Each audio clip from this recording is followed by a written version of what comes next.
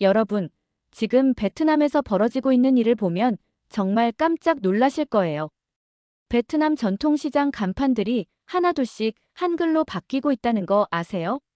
80세 할아버지가 10살 손녀와 함께 한글 학원에 다니고 베트남 젊은이들이 SNS에서 한글로 사랑 고백을 하고 있어요. 심지어 베트남 전통 지식인들은 우리 조상의 언어가 사라진다며 분노하고 있고요. 대체 베트남에서 무슨 일이 벌어지고 있는 걸까요? 한글이 어떻게 베트남 전체를 뒤흔들고 있는 건지 지금부터 그 놀라운 이야기를 들려드릴게요. 작지만 강한 나라 대한민국. 당신의 구독은 우리의 진짜 이야기를 세상에 알리는 힘이 됩니다. 시작 전에 구독과 좋아요, 알림 설정 부탁드려요. 캐나다계 베트남어 전문가 다니엘 르콩이 하노이 거리를 걷고 있었어요. 그런데 뭔가 이상했습니다. 평소 익숙하던 베트남어 간판들 사이사이에 한글이 섞여 있는 거예요. 처음엔 눈을 의심했죠. 설마 한두 개 정도겠지 생각했는데 골목을 돌 때마다 한글 간판이 더 많아지는 겁니다. 이게 대체 뭐지? 다니엘은 말문이 막혔어요. 전통시장에 들어가니 더 충격적인 광경이 펼쳐졌습니다. 김치찌개, 불고기, 한국 화장품 이런 한글 간판들이 베트남어와 나란히 걸려 있었어요. 그런데 더 놀라운 건 이 간판들을 베트남 사람들이 자연스럽게 읽고 있다는 거였습니다. 다니엘이 길거리 카페에 앉아서 주변을 관찰해 봤어요. 10대 학생들이 한국어 교재를 펼쳐놓고 열심히 공부하고 있었고 30대 직장인은 스마트폰으로 한글 앱을 보며 발음을 따라 하고 있었어요. 심지어 60대로 보이는 아주머니까지 한글이 적힌 메모장을 들고 무언가 열심히 적고 있었습니다. 이건 단순한 한류 열풍이 아니야.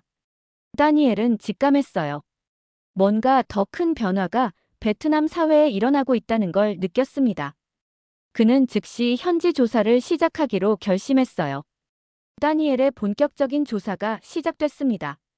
하노이와 호치민시의 한글 학원들을 찾아다녔는데 정말 깜짝 놀랄 일들이 벌어지고 있었어요. 한 학원에선 80세 할아버지가 10살 손녀와 나란히 앉아서 한글을 배우고 있었어요. 할아버지, 왜 한글을 배우세요? 다니엘이 물어봤습니다. 할아버지는 손녀를 가리키며 이렇게 대답했어요.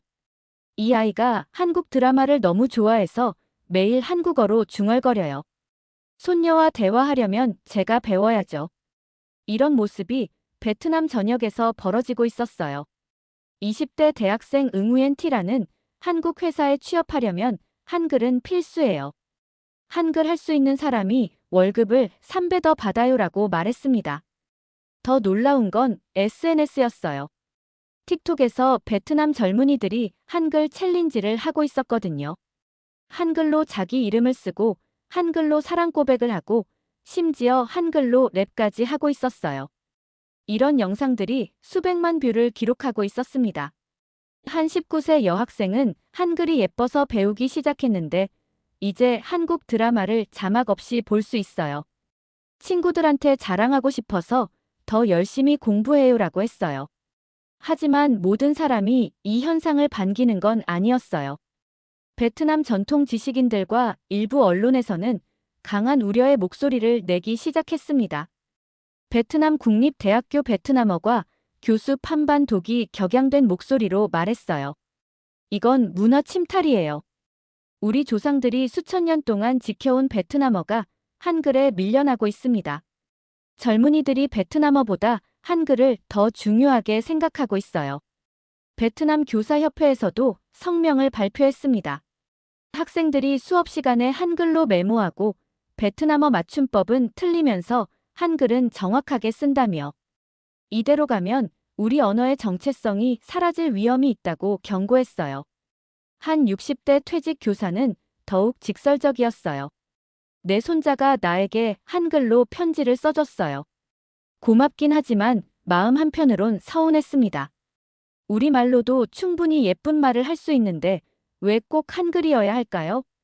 이런 반발이 거세지면서 베트남 사회에는 묘한 긴장감이 돌기 시작했어요. 젊은 세대는 시대의 흐름이다. 기성세대는 전통을 지켜야 한다며 서로 대립하고 있었습니다. 다니엘은 이 갈등의 진짜 이유를 파악하기 위해 더 깊이 들어갔어요. 호치민시의 한 대기업에서 인사 담당자를 만났는데 그의 말이 충격적이었습니다. 저희 회사 신입사원 채용에서 한글 가능자가 80%를 차지해요. 한국과 비즈니스가 많아지면서 한글을 할 수 있는 직원이 꼭 필요하거든요. 같은 능력이라면 당연히 한글 가능자를 뽑죠. 25세 직장인 레바 투어는 한글 덕분에 인생이 바뀌었다고 했어요. 저는 시골 출신이라 영어도 잘 못해요. 그런데 한글을 배우니까 한국 회사에 취업할 수 있었고 월급이 3배나 올랐어요. 가족들을 도시로 모셔올 수 있었죠. 하지만 한글 학습열 뒤에는 더 복잡한 심리가 있었어요. 한 30대 학부모는 이렇게 말했습니다. 아이가 한글을 배우면서 자신감이 생겼어요.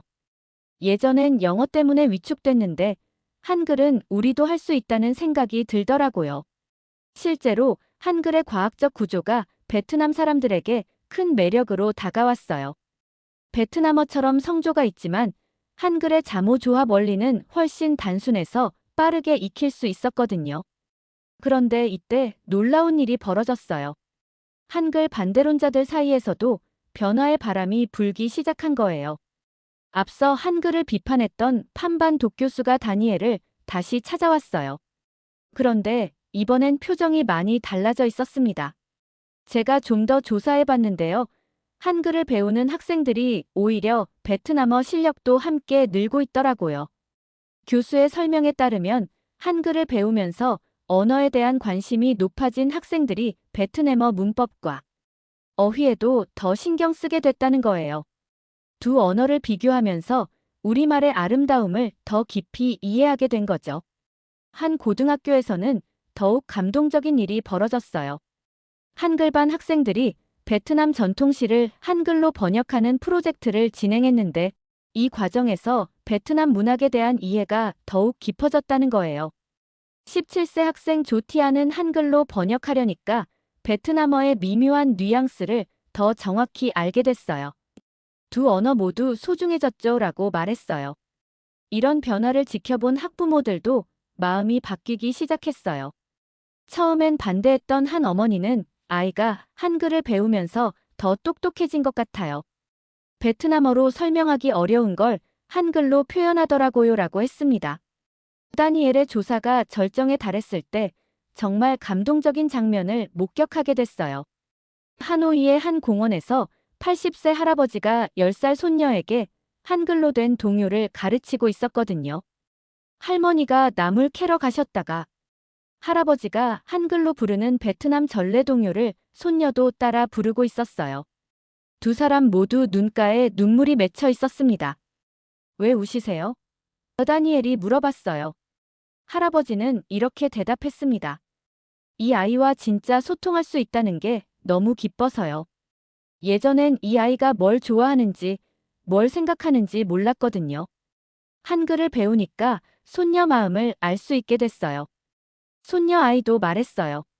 할아버지가 제가 좋아하는 K-팝 가사를 한글로 써주세요. 할아버지랑 같이 노래 부르니까 너무 재밌어요. 27세 청년 응우엔 반 호안과의 인터뷰는 정말 인상적이었어요. 그는 한글 덕분에 한국 기업에 취업해서 가족의 경제 상황을 완전히 바꿔놓았거든요.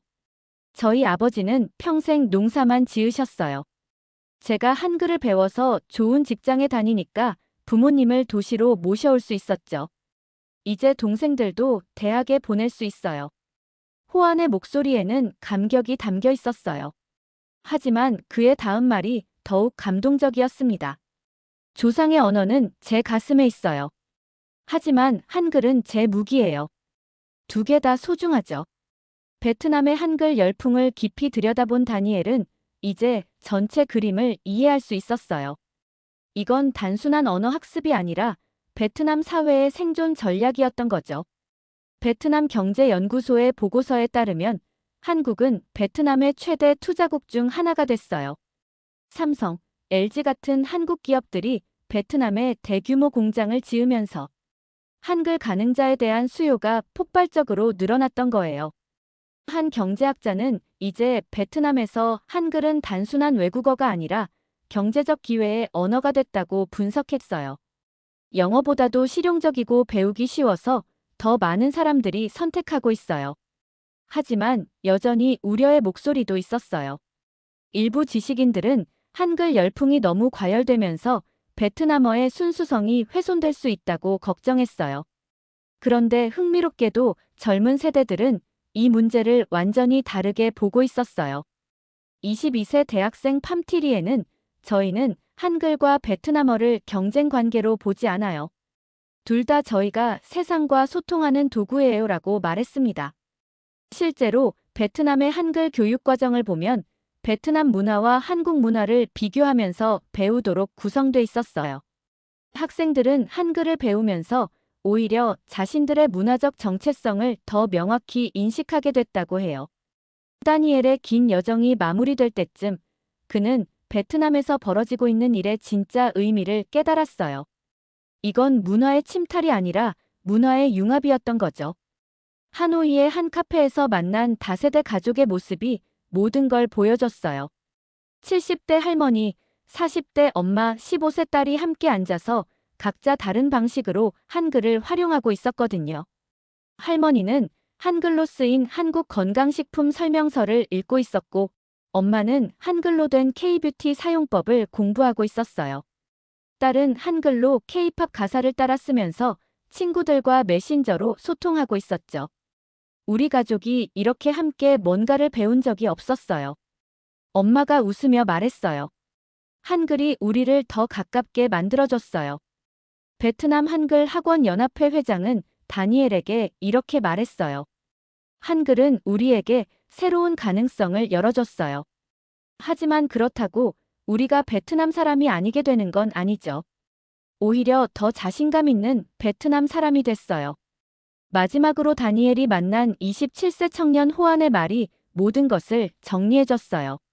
조상의 언어는 제 가슴에 있고 한글은 제 무기예요. 이 둘이 만나서 저는 더 강해졌어요. 베트남의 미래도 이런 식으로 만들어질 거라고 생각해요. 결국 베트남의 한글 열풍은 단순한 유행이 아니라 변화하는 세상에서 살아남기 위한 지혜였던 거예요. 전통을 버리는 게 아니라 전통 위에 새로운 도구를 더하는 것이었죠. 베트남을 뒤흔든 한글의 역습, 어떻게 보셨나요? 80세 할아버지가 손녀와 한글로 소통하고 27세 청년이 조상의 언어는 가슴에, 한글은 무기라고 말하는 모습에서 우리는 정말 소중한 교훈을 얻을 수 있어요.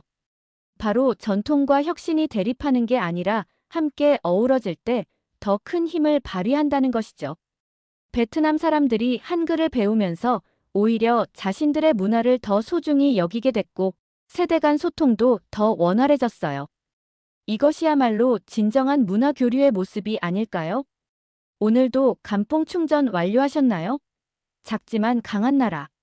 대한민국. 당신의 구독은 우리의 진짜 이야기를 세상에 알리는 힘이 됩니다. 다음 감동 실화도 궁금하시다면 구독, 좋아요, 알림 설정 잊지 마세요.